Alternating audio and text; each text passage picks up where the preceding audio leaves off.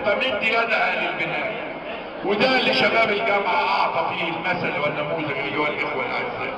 عشان كده يجب ان تطلق طاقات الشباب المصري داخل الجامعات للتعبير عن انفسهم في الانشطة المختلفة، سياسية واجتماعية وثقافية وكشفية، ويعرفوا كويس، وانا اسف في هذا الشباب، ان مؤسسات الجامعة ومرافقها ملككم بتاعتكم، مسؤولين ان تحافظوا على كل مسمار وكل خشبة وكل مدرج وكل اداة وكل ربطة كهرباء وكل حنفية مية، لانها بتاعتكم. خلاص استردينا الوطن بالحرامية والنصوص للثورة عليه 30 سنة، واستولوا على ثرواتنا واخذوها من دماء فلاحينا وعمالنا، وبالتالي بعد استرداد وطننا لشعبنا ولنا يجب ان نحافظ عليه، ولا نسمح لاي احد كائنا من كان ان يعبث بمقدرات هذا الوطن،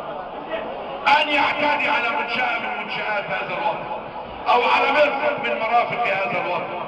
الثورية الحقيقية هي ما قدمتوه 25 يناير حينما نزل 18 مليون مصري في كل ميادين مصر، وصارت الثورة المصرية اللي فاخرت بها الدنيا كلها، واللي البعض بيحاول يشوهها في رؤوسكم يا شباب دلوقتي.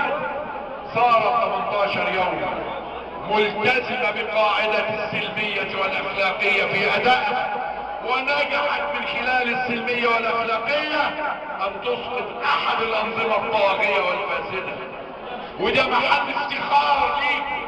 بعض بيحاول يشوهه، حاول يزور الثورة والتعبير الثوري الملتزم بالسلمية والأخلاقية على انه بلطجة ومولوتوف وحرب وعدوان على مرافق الدولة. هذا كله لا علاقة له بالعمل الثوري. اهم ما يميز اي عمل ثوري ونضالي وبنائي ووطني ان يكون سلميا واخلاقيا، وده الذي يجب ان تعطوا المثل به دائما. لا احد يقول ان الثورة انتهت، ما زالت الثورة مستمرة حتى نحقق كافة اهدافها، والثورة مستمرة في مسارها النضالي، وبجانبه المسار البنائي الذي جعلنا ندعو الجميع ان يكون له مشاركة في العمل الوطني. ما ينفعش بعد الثورة البعض لسه قاعد كل علاقته بالهم العام ان يقعد يتفرج على برامج التوك شو. لابد من كل وطني شريك ان يكون له شراكة في العمل الوطني، سواء على المستوى السياسي او المستوى البنائي او الاجتماعي او التنموي. لابد ان يكون له مشاركة في هذا العمل، لكن يقعد يتفرج وينقد ويقول ارائه وبس مش هينبني الوطن. لو طبعا الثورات ما تنبنيش بالسلطة لوحدها، لن تنجح اي سلطة في بناء هذا الوطن وتحقيق تقدمه بدون ان يكون الشعب خلفها ومعها. وبدون الشعب ما في السلطة هتنجح في بناء الوطن.